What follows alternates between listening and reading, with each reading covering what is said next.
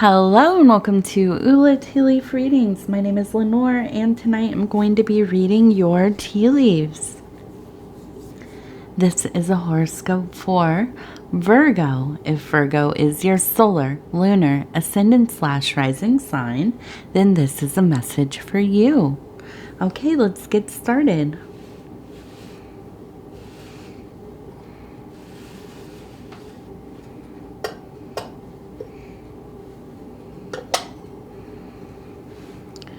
All right, what do these tea leaves have to say tonight?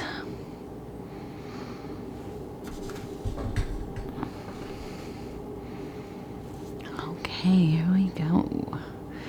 And our card for tonight is the Queen of Wands. And you can hear TT over here eating food. Of course, as I start, she has to come and say hello and eat some food. So, the Queen of Wands, it's all about... First of all, let me just say it's one of my favorite cards. But it's about being just this vibrant, upbeat, courageous, clear, honest, forthcoming, thoughtful, balanced, wise, becoming, in the process of becoming very, very wise, right? And changing, evolving, transmuting, all of these beautiful things.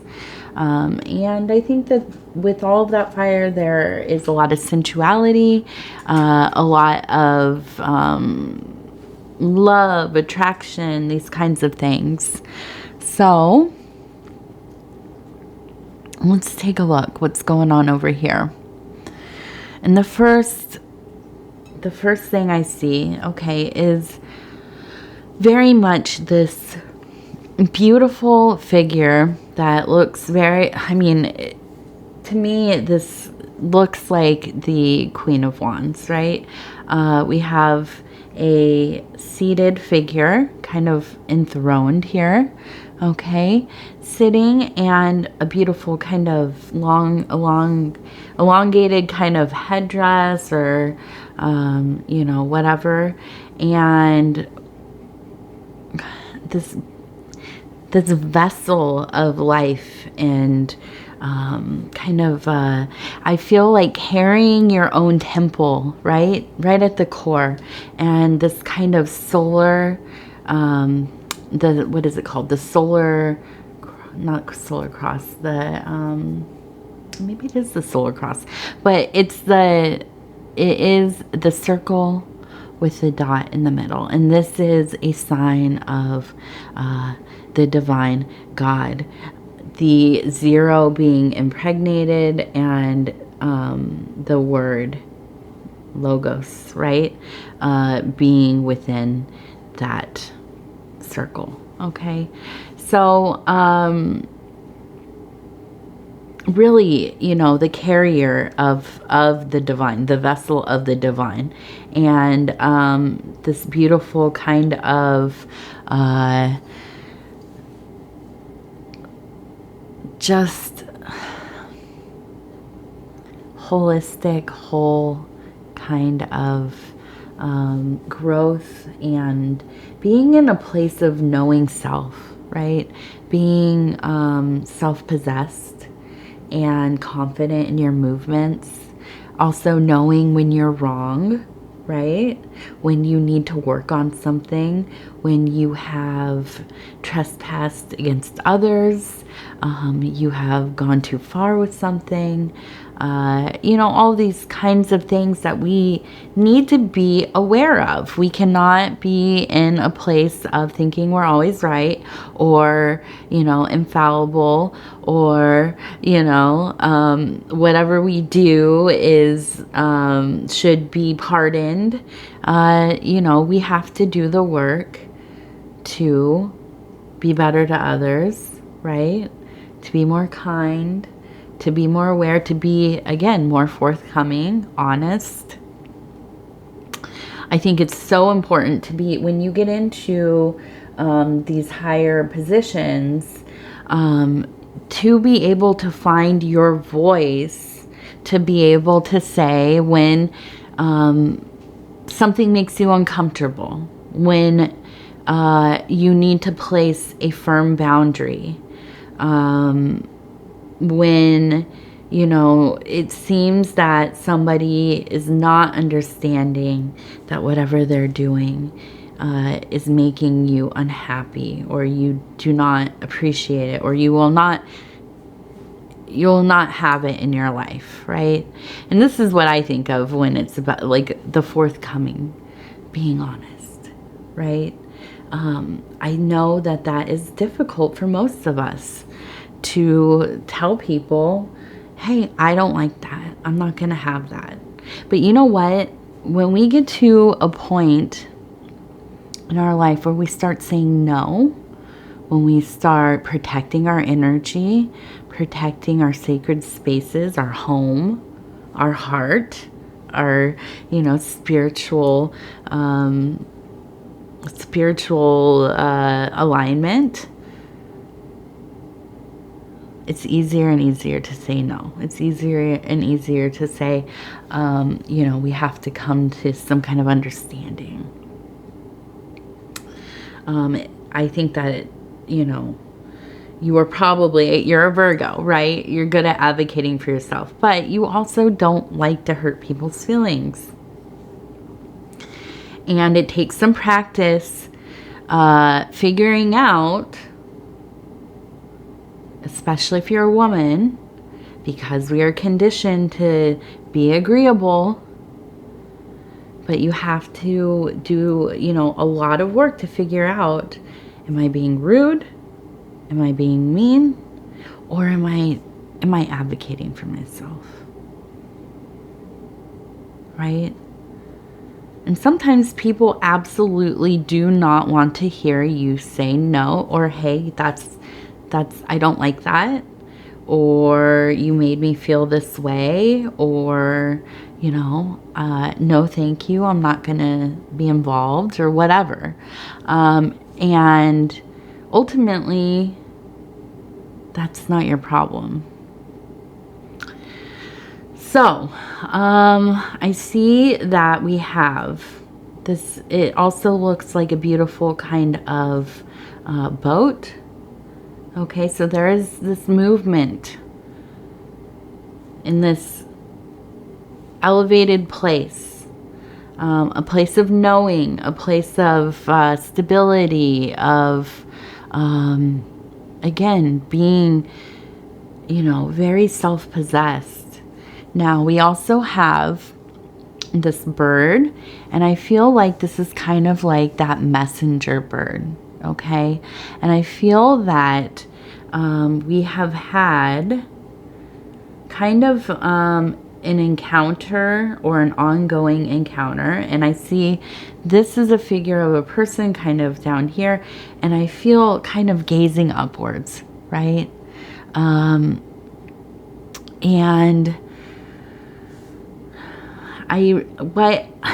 the feeling that I get from all of this is that we have somebody who is maybe a family member, and it might just be a person who maybe has been a friend, has been close to you, but I don't think for a long time. Okay, but I think that you have tried to rebuild a relationship with them. Okay, and that's where I think there's been communication back and forth. Okay, now I feel that you have been in a really good place in your life. Of course you have problems, we all have problems, but you've worked hard. You continue to work hard. There's been a lot of self-evolution. Your life looks a lot different than it maybe did before. Okay, and I see a person kind of here, gazing up, probably at the moon, but they also look like they are in movement as well. So I feel like a sense of journeying, right? Kind of being out in the wilderness. maybe being adrift a bit, but doing that hard self-work, that spiritual work, being out there in the desert by yourself, struggling, suffering, but getting through it, okay? And this is old stuff. And then we have the person, right? Whoever this is, family member, old friend, whatever. I don't know that they ever, I feel that the relationship has always been somewhat strained, okay? But I feel like you have always tried to, because of the kind of person you are, make it work. You do not fight with them. You don't engage in the bickering or talking badly or whatever. I think that, you know, this is just a person that is prone to jealousy, being kind of catty, causing problems. And I feel like they have constantly had this kind of like unspoken competition with you. But the funny thing is that I don't think that you feel like you've ever been in competition with them, right? I think that you just view them as somebody who is part of your life. You're not that close, you know. You've tried to have a closer relationship at times, but it's almost like when you do start to get close, the way that your life is going is almost like an affront to their life, the state of their life, their character, their self-worth. Okay. And so it gets kind of uncomfortable, because I don't think this person knows how to communicate very well, at least how to temper their anger, their kind of backhanded comments. I think that, you know, they, I don't know, you know, they maybe don't realize how they come off. I don't know. But I think that more than that, there's a sense of power that comes with their mistreatment of others. Okay. I think it's just like a really underdeveloped coping mechanism. It's very developed because they use it a lot, but underdeveloped as far as like an evolution of a person. Okay. And I think that this is hard for you, you know. This is not something you want to deal with. I mean, who would? Right?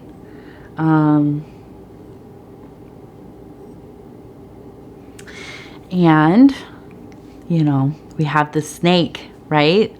I feel like, and usually I try to go with, this is about knowledge, wisdom. This, in this case, the snake in the grass, okay? This could be your own sibling, your parent, whatever. I mean, hopefully not, but I feel like this person could easily sell you out if it benefited them. Okay. They're just that kind of person sometimes. And does that sum up their whole being? No. But I think that, you know, they don't know how to deal with how they feel about the way that their life is gone. And, you know, maybe look to somebody like you who has worked very hard to get to where you are. Okay. It's not been easy, not just handed to you. And they're not very kind about it. They act like it, you know, you didn't do all this for yourself. And, you know, probably running their mouth and probably, you know, angling and all these kinds of things. I don't think you have time for it. Listen, we're Virgos. We just don't put up with stuff like that. You know, wrong person. So, trying to look at this one because it looks like there's the face here. I almost feel like, and this looks like it came to me, I almost feel like you're just going to go in hiding from this person, at least ghosting them, right? Not taking their text messages or calls, their visits, none of that. You know, understandable too. It's just, it gets to be too much. Who wants to be in competition with somebody that you're supposed to love? Who wants to be in competition with anybody, really? You know, with yourself a little bit, yeah, to stay motivated. But if it's outside of, you know, a sports thing or some kind of, I don't know, game or within your career path, if that's kind of what you do, sales or something, okay, that makes sense. But just idle competition and just that kind of treachery and resentment, no. So anyways, let's move on from this. We have this pretty, it looks like a beautiful little temple, and it has the little heart. We have this, kind of looks like a little eye on top of it. And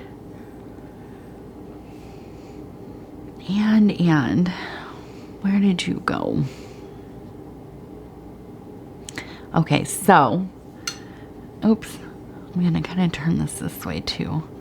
So I feel like there is just this movement. We have this temple. I feel like it's just a sense of blessing going on from the inside out for you. Okay. You have, you're just pouring with wisdom and that light energy, a very earthy feel. Grounded, understanding, empathetic, okay, smart, probably gorgeous, I imagine. And, you know, it really is this sense of the reflection of in and out. Okay, how your material life, your mundane life, your life in base reality here is very much a reflection of that interior state. At least how you perceive the world, right? When we feel crummy inside, the world feels crummy.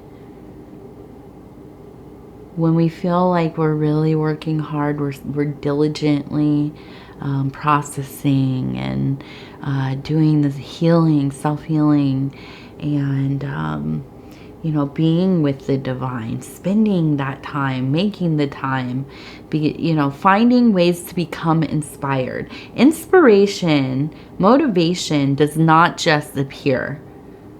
If you are waiting for it to just show up at your doorstep, you're going to be waiting for a long time.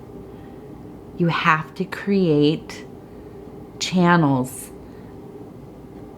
and these are all the kinds of mindfulness, gratitude, service, right? Praying, meditating, active imagination, you know, all these kinds of things, and so many more, right? You know, if you've ever taken any kind of writing class or some kind of creative type of, you know, I don't know, painting, figure drawing, whatever, you have to practice. You have to actively go for it. It's not just going to show up. Okay? So, you've been doing that. Okay? And through this, I feel like there is just this kind of, and I feel this, like this turns into this kind of vortex of being kind of chased around in a nice way. Somebody very, very strongly attracted to you. Really feeling your vibes, really feeling just your profound beauty, the good place that you're in, enjoying being around you. You just attract really lovely people into your life. Probably some people who are hurting as well, broken people. And that's okay too, of course. We just have to be careful. Be careful and discerning. But I think that this person, you don't mind that they are pretty enchanted with you. And, I think that this is kind of like, I see a little kind of animal chasing this other longer animal here. Okay. And I also see over here kind of this feeling of this being right here kind of crawling up out of this little kind of cave area here. And I feel like this emerging, okay, kind of, toying with the idea of maybe dating or, flirtation or just having deeper friendships, having fun, laughing, going out, these kinds of things. And I feel that, with this person, it could be nothing. It could be everything. Who knows? I feel like it remains to be seen how you're really feeling about it, but it does not bother you. I think that, it's a good feeling to attract somebody that you find attractive as well, right? Find them interesting, find them charming, whatever. Doesn't mean it has to be the person you marry or really spend any time with, but it feels good, okay? And so, let's see.